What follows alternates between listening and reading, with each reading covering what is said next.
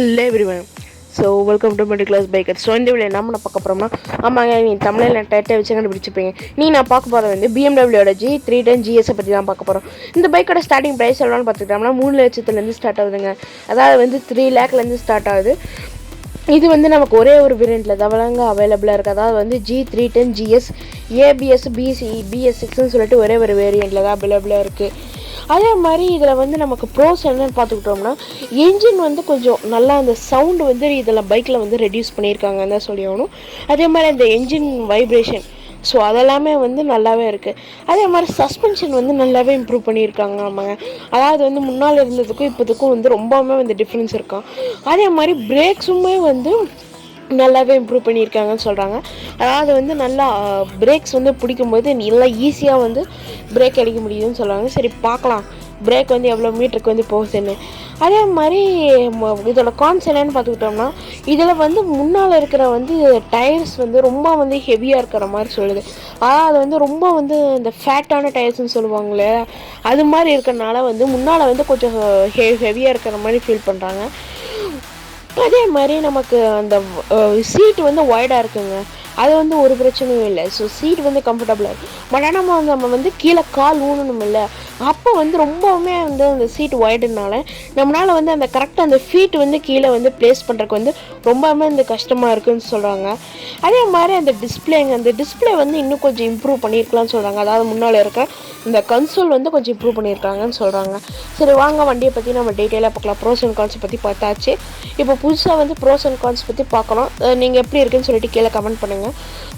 இது வந்து பார்த்துக்கிட்டோன்னா மைலேஜ் வந்து எவ்வளோ கொடுக்குதா, நான் வந்து சிட்டியில் வந்து 29.26 km/L வந்து கொடுக்குதுங்க. அதாவது கிட்டத்தட்ட 29 km/L வந்து நமக்கு கொடுக்குது.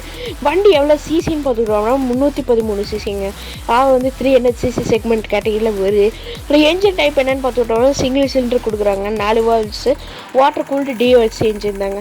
எத்தனை சிலிண்டர்னா ஒரே ஒரு சிலிண்டர் தான்.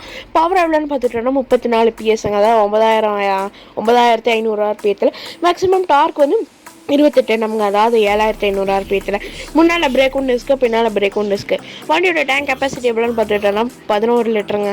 அதாவது வந்து நம்ம R15 V3 அந்த கேட்டகரியில் தான் வருது. அதே மாதிரி பாடி டைப் எவ்வளோன்னு பார்த்துட்டோம்னா அட்வென்ச்சர் டூரர் பைக்ஸ் தாங்க. இதோட மைலேஜ் அதே மாதிரி டேங்க் கெப்பாசிட்டி வச்சு பார்க்கும்போது இது வந்து கொஞ்சம் லாங் ரேஞ்சுக்கு வந்து கொஞ்சம் வந்து சிக்கலான வண்டி தான். அதே மாதிரி சிக்கலான வண்டினா வந்து இந்த ஃபியூல் வந்து நமக்கு அடிக்கடி பிரேக் அடிக்கிற மாதிரி இருக்குங்க. அதே மாதிரி ஒரு கிட்டத்தட்ட ஒரு 300 கிலோமீட்டர் ரவுண்டில் வந்து நமக்கு பிரேக் எடுக்கிற மாதிரி இருக்கும். இதோட ஃபீச்சர்ஸ் என்னென்னு பார்த்தோம்னா ஏபிஎஸ் வந்து நம்ம டுவெல் சேனல் கொடுக்குறாங்க. எல்இடி டெய்ல் லைட்டுக்கு speedometer, odometer, trip meter, fuel gauge, tachometer சொல்லிட்டு ஃபியூல் கன்சோலுமே டிஜிட்டல் தான் சார். பட் ஆனால் நமக்கு வந்து கான்சல் என்ன மென்ஷன் பண்ணியிருக்கோன்னா இது வந்து இன்னும் கொஞ்சம் இம்ப்ரூவ் பண்ணியிருக்கலாம். அதாவது வந்து ரொம்ப மாடர்னாக இல்லாமல் கொஞ்சம் ஓல்டாக இருக்குதுன்னு சொல்கிறாங்க. சரி பார்ப்போம் எப்படி இருக்குதுன்னு சொல்லிட்டு. இதோட கூலிங் வண்டி வந்து என்ன கூலிங் சிஸ்டம்னா வந்து லிக்விட் கூல்டுங்க. ஒரு சிலிண்டருக்கு வந்து 4 வால்வு, ஒரே ஒரு சிலிண்டர் தான் இருக்கும். ஸோ 4 வால்வு தான். ட்ரைவ் என்ன டைப்னா வந்து செயின் ட்ரைவ் தாங்க ஆஃப்கோர்ஸ். அதே மாதிரி ஸ்டார்டிங் வந்து செல்ஃப் ஸ்டார்ட் மட்டும்தான் கொடுக்குறாங்க. வண்டி வந்து ஃபியூல் இன்ஜெக்ஷன் மோடில் தாங்க வந்து ஒர்க் ஆகுது. கிளச் என்னன்னு பார்த்துக்கிட்டோம்னா மெக்கானிக்கலே ஆப்ரேட்டர் மல்டி டிஸ்க் வெட் கிளச் கொடுக்குறாங்க நமக்கு. டிரான்ஸ்மிஷன் வந்து மேனுவலுங்க. கியர் பாக்ஸ் வந்து 6 ஸ்பீட் கொடுக்குறாங்க நமக்கு. கம்ப்ரஷன் ரேஷியோ எவ்வளோன்னு பார்த்துட்டோன்னா 10.9:1ங்க. அது மாதிரி எமிஷன் டைப் வந்து நமக்கு BS6. அதோட ஃபீச்சர்ஸ் சேஃப்டியை பற்றி இன்னும் டீட்டெயிலாக பார்த்தோம்னா ஏபிஎஸ் இருக்குன்னு சொன்ன மாதிரி டியூவல் சேனல் வந்து speedometer, tachometer, odometer, trip meter, கன்சோல்ட்டு சொல்லிட்டு எல்லாமே ஃபுல் டிஜிட்டலில் கொடுக்குறாங்க. பாஸ் வச்சு கிளாக் இருக்குங்க. இதோட அடிஷ்னல் ஃபீச்சர்ஸ் வந்து அவங்களே வந்து லக்கேஜ் ரேக் கொடுக்குறாங்க. இது வந்து கொஞ்சம் நல்ல விஷயம் தான். ஏன்னா வந்து இந்த லாங் ரைட்ஸ் இந்த பேனியர்ஸ் யூஸ் பண்ணுறதுக்கு வந்து கொஞ்சம் சௌகரியமாக இருக்கும். அதே மாதிரி ஸ்டெப் அப் சீட் இருக்குங்க. பேஞ்சர் ஃபுட் ரெஸ்ட் டிஸ்பிளே இருக்குங்க. இந்த பைக்கோட சிட்டி மைலேஜ் எவ்வளோன்னு பார்த்துக்கிட்டோம்னாங்க நமக்கு வந்து 29.26 km/L வந்து கொடுக்குது. ஹைவேல வந்து நமக்கு வந்து 32.86 km/L வந்து கொடுக்குது. வண்டியோட டாப் ஸ்பீடு வந்து 143 km/hன்னு சொல்கிறாங்க. பட் ஆனால் வந்து கண்டிப்பாக இருக்குங்க. ஏன்னா வந்து இது வந்து ஏரோடைனமிக் பைக் கிடையாது. ஸோ அதனாலேயே இருக்கலாம். ஆக்சலரேஷன் வந்து 0 to 100 வந்து 8.30 செகண்டில் எட்டிருன்னு சொல்கிறாங்க. அதே மாதிரி பிரேக்கிங் வந்து 100லேருந்து 0 வந்து 48.6 மில்லிமீட்டர் தான் மீட்டருங்க. அதான் எப்படின்னா ஸோ பிரேக்கிங் வந்து 48 மீட்டருங்கிறது வந்து ஓகேங்க. அதனால தான் வந்து நம்ம ப்ரோஸில் வந்து பார்த்துருக்கோம் பிரேக்கிங் வந்து ரொம்பவுமே வந்து பக்கா பர்ஃபெக்டாக இருக்குதுன்னு. இதோட ரோல் ஆன்ஸ் வந்து 40லேருந்து 80 வந்து. 5.24 செகண்ட்ல எட்டிடும்னு சொல்கிறாங்க. இதோட சாசஸ் சஸ்பென்ஷன் பற்றி பார்த்துட்டோம்னா பாடி டைப் வந்து அட்வென்ச்சர் டூர் பைக்ஸ் கேட்டரியில் வருது ஏற்கனவே சொன்ன மாதிரி. ஃப்ரண்ட் சஸ்பென்ஷன் வந்து அப்சைட் டவுன் ஃபோர்க் கொடுக்குறாங்க 41 மில்லிமீட்டரோட. பின்னால் வந்து நமக்கு cast aluminium dual swing arm கொடுக்குறாங்க வித் சென்ட்ரல் ஸ்ப்ரிங் ஸ்ட்ரட்டோட. அதே மாதிரி ஸ்ப்ரிங் பீரியடோட அட்ஜஸ்டபிலிட்டி இருக்குங்க. பாடியில் வந்து கிராஃபிக்ஸ் இருக்குது. லென்த் வந்து பார்த்துட்டோம்னா 2075 மில்லிமீட்டருங்க. வித் வந்து 850 மில்லிமீட்டர்.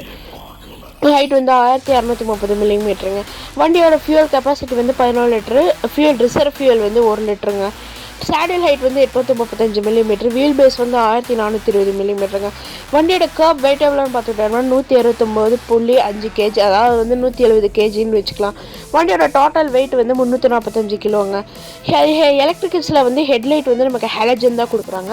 டைலைட்டு டர்ன் சிக்னல் லேம்ப்பு சொல்லிட்டு எல்லாமே வந்து எல்இடிங்க. பேட்ரி டைப் வந்து எம்எஃப்ங்க. பேட்டரியோட கெப்பாசிட்டி எவ்வளோன்னு பார்த்துக்கிட்டோம்னா 12 வோல்ட்டு 8 ஏஹெச்சுங்க. டயர்ஸ் அண்ட் பிரேக்ஸை பற்றி பார்த்துக்கிட்டோம்னா டயர் வந்து நமக்கு டியூப்லெஸ் டயர்ஸ் தான் வருது. வீல்ஸ் வந்து காஸ்ட் அலுமினியம் சொல்லிட்டு கொடுக்குறாங்க. முன்னால் பிரேக் டிஸ்க்கு, பின்னால் பிரேக் டிஸ்க்கு. முன்னால் பிரேக்கோட டயமீட்டர் எவ்வளோன்னு பார்த்துக்கிட்டோம்னா 300 மில்லிமீட்டருங்க. பின்னால் பிரேக்கோட டயமீட்டர் வந்து 240 மில்லிமீட்டரு. இது வந்து அஃப்கோர்ஸுங்க ரேடியல் டயர்ஸ் தான். இதோட காம்படிட்டர்ஸ் யாரான்னு பார்த்துக்கிட்டோம்னா BMW G310R. இந்த பைக்கை பற்றி நம்ம ஏற்கனவே பண்ணியிருப்போம், ரிவ்யூ பண்ணிட்டோம், போய் செக் பண்ணி பாருங்கள்.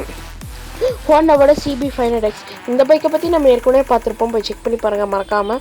KTMோட 390 அட்வென்ச்சர், அதே மாதிரி ராயல் என்ஃபீல்டோட ஹிமாலயன், அதுக்கப்புறம் பெனிலியோட TRK 251 இதெல்லாம் தாங்க இந்த காம்படிட்டர்ஸ். ஓகேங்க, இந்த வீடியோவில் நாம் வந்து BMWவோட G310 GS பற்றியும் பார்த்தோம். மீண்டும் மருத்துவம் நல்ல வீடியோ சந்திக்கிறேன். Until then good bye.